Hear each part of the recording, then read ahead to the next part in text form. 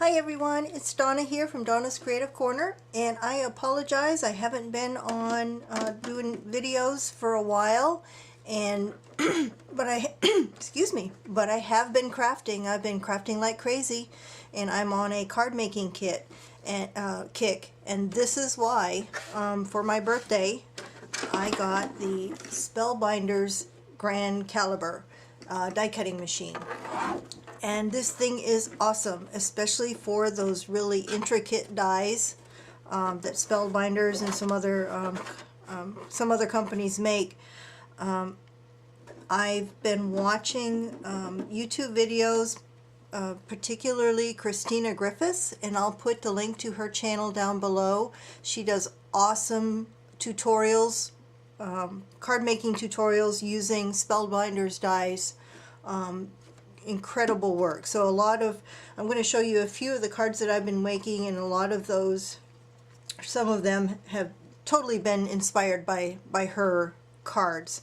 And I've also been playing around with, with my own designs as well.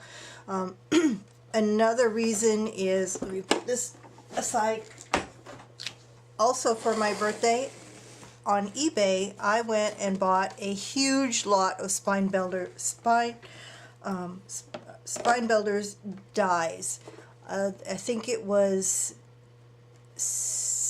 42 dies in all, and I've just been going crazy using them. And I want to show you, this is the storage system I came up with. I didn't come up with it. I've seen other people do similar storage solutions on YouTube, but I had originally been putting them in a binder with cardboard pages in it with strips of magnet to hold them in, but that binder was way too small for the amount of dies that I have now, so I came up with this.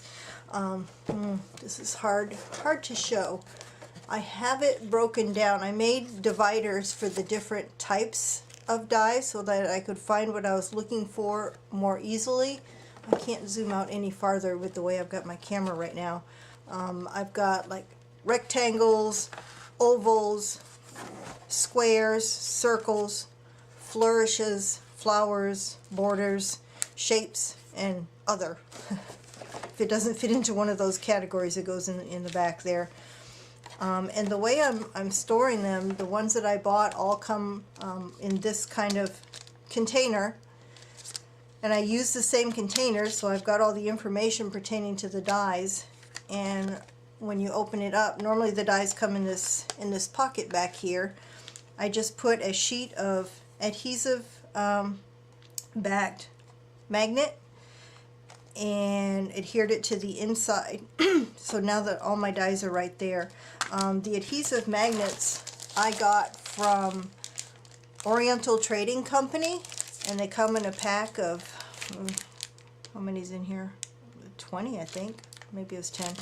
But anyway, the sheets are relatively thin. You can, I mean, I cut them with my paper trimmer. You can cut them with scissors, so they're easy to cut up to the size that you need for the dies that you want on any particular package. So that's my storage system. There were some that, like these ones that were in my original ones, were in my original binder. I didn't have the packaging anymore, so I went on the internet and I copied and pasted the image, cut a piece of cardstock the right size for the labels, or for the dies, and then just put them on that way to kind of mimic what I had going on with the rest of them.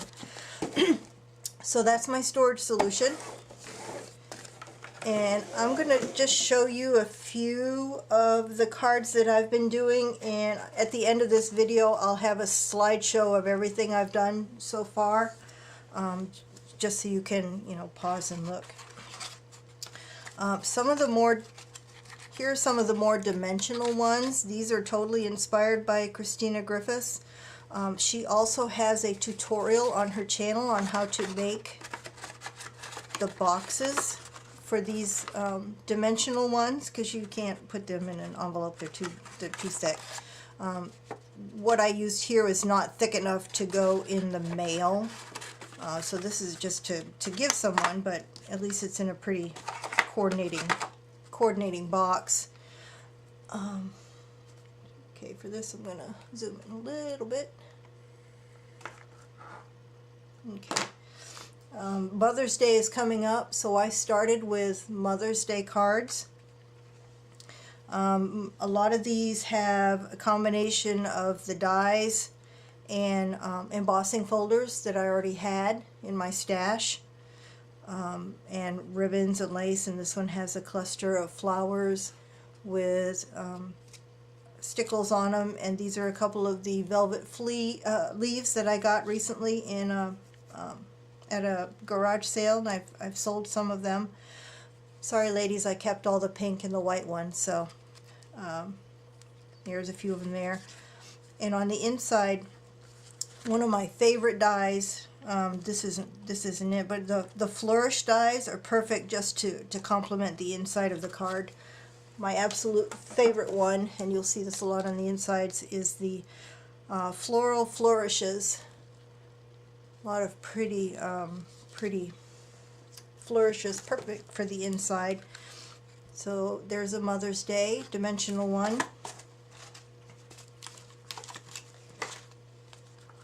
Here's another one. This one was definitely inspired by Christina Griffiths. I followed her tutorial almost exactly. I did a little bit different in mine. And Michael's, is it Michael's or Joanne? Michael's had a sale recently on the Recollections bling, so I got a whole bunch of it.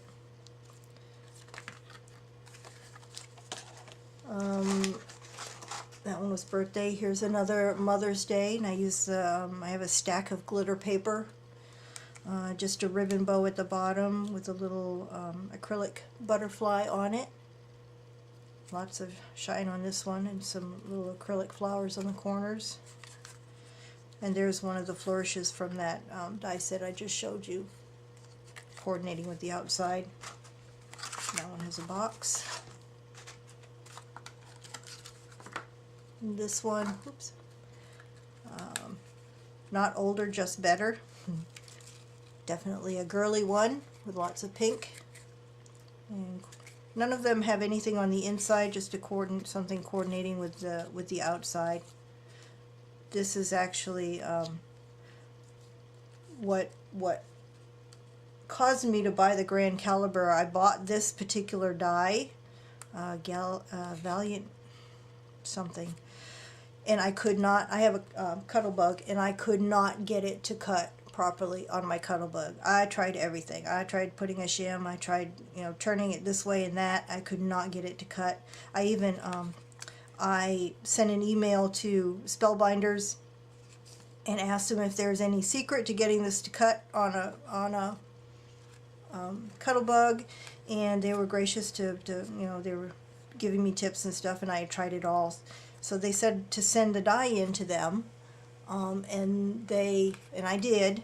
They tried it. They used the Grand Caliber, and it cut fine. So they said there's nothing wrong with the die itself. It's a pressure issue. So I ended up buying the Grand Caliber, and it worked perfectly. Love it. Love, love, love it. So I use a Grand Caliber for any of my wafer thin dies, and I use my Cuttlebug for any of the thicker, like the Tim Holtz, the thick dies. Here's a birthday card. It's another one, lots of dimension. Some ribbon bow with. I make these, and I'm wanting to do a tutorial on these. I make these little bling buttons. I'll do a tutorial on that someday. I love the colors in this one and all the sparkle. And then another Mother's Day card. I really love the tone on tone, the white on cream. So it's cream and white and cream and white and cream and white, and the flowers are all white, and the trim is cream. I love that look. I have one in here that's a wedding one. These are great wedding cards with the box.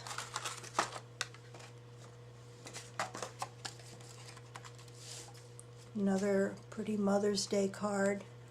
Lots of dimension with all the flowers and the pearls and the lace.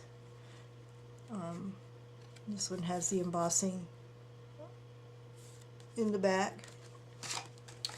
And not everybody wants or is able to, well, here's one more dimensional one. I don't have the box made for this one yet, but this one is a great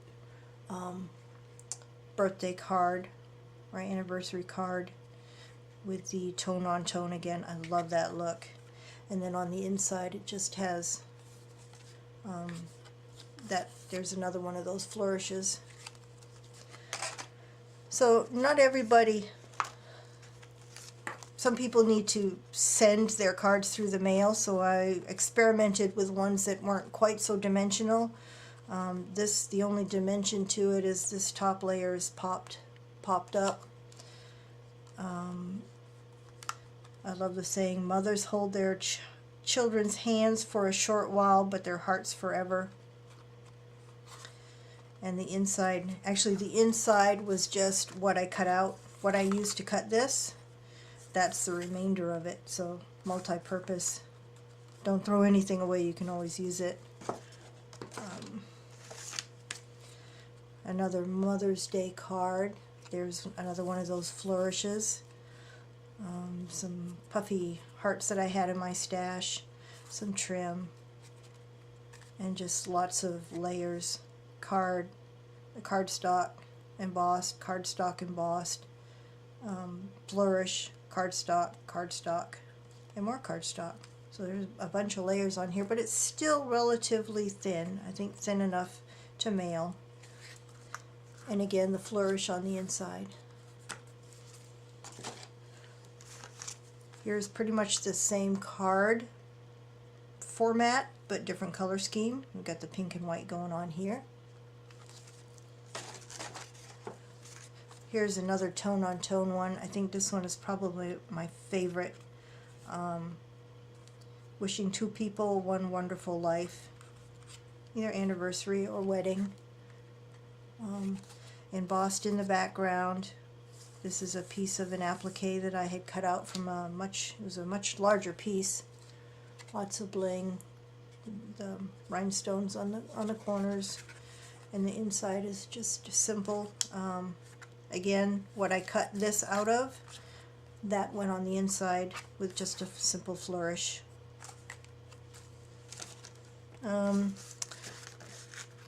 do one more here. I love this die, the flower die, and then the vase die is separate. But put them together and they look great. And just a simple embossed background in deepest sympathy. Oh, I didn't do the inside of that one yet. I just did this one this morning. And lastly, I wanted to try to do something masculine because these are all very feminine cards. And this was my attempt at doing something more masculine with the Spellbinders dies. It has some gears on there. And just a map background, and same thing on the inside, the map with a panel for your sentiment. So those are some. I have a lot more. I will put pictures of everything at the end of this video. And so that's what's been keeping me busy lately. I've just been a card making fool. I probably have twice as much more that I didn't show you that I've made in the last, I'd say, 2 weeks since I got the machine. So I hope you enjoyed that and find some inspiration, and take a look at the pictures at the end. One thing I forgot to say was how I do the sentiments for my cards. These I do myself on, of course you can buy stamps, but I do my sentiments in Microsoft Word. I just find the sentiments that I like, either at cards at the store or look for sentiments online, and I've done them up. Actually, I did these in PowerPoint so that I could move them around the page where I wanted them more easily. But it's just a bunch of sentiments that I put together, and as I need them, I cut them out. And I've got a bunch of Mother's Day ones and birthday ones. You see I've started cutting some of them out. At first when I did these, I put them too close together and I wasn't able to get the separation I needed for the dies, so I started putting fewer on the pages so I had room. So I just wanted to say that that's how I do my sentiments. I have a few, I don't have a whole lot of stamps, and I never have the one that what I need for the card I'm making at the moment, so I figured I'll make my own. I took the time to get some nice fonts and do my own. So that's how I do that. Okay, now, bye for now.